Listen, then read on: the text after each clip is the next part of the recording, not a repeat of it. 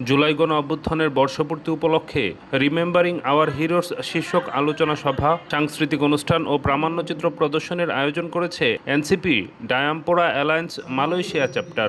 রাজধানীর কুয়ালালামপুরে অনুষ্ঠিত এই আয়োজনে জুলাই শহীদদের প্রতি গভীর শ্রদ্ধা জানানো হয়। অনুষ্ঠানে সভাপতিত্ব করেন প্রফেসর ডক্টর মোহাম্মদ আবুল বাশার। প্রধান অতিথি হিসেবে উপস্থিত ছিলেন জাতীয় নাগরিক পার্টির মুখ্য সমন্বয়ক ও নোয়াখালী 6 আসনের সংসদ সদস্য আব্দুল হান্নান মাসুদ। বিশেষ অতিথি হিসেবে বক্তব্য দেন জাতীয় নারী শক্তির যুগ্ম আহ্বায়ক হাফসা জাহান। এ সময় Bangladesh community press club Malaysia সহ বিভিন্ন রাজনৈতিক ও সামাজিক সংগঠনের নেতারা সংহতি প্রকাশ করেন।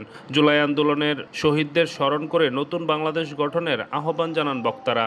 আমাদের এই রাষ্ট্রটাকে কষ্ট করে প্রবাসীরা, শ্রমিকরা, কৃষকরা তারা সবাই এই রাষ্ট্রটাকে গড়ে তোলে, আর বাকি যেগুলো থাকে আমরা এরা তো টাকা পয়সা করে চুরি করে নিয়ে যায়।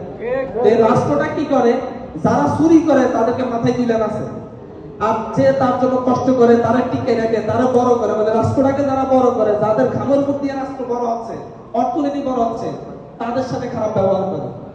এই রাষ্ট্রটাকে যেন অবাধ্য রাষ্ট্র বলা যায়, মানে তারা তাদের বাপ্পার সাথে অবাধ্যতা করে, খারাপ কাজ করে, মানে খারাপ ব্যবহার করে।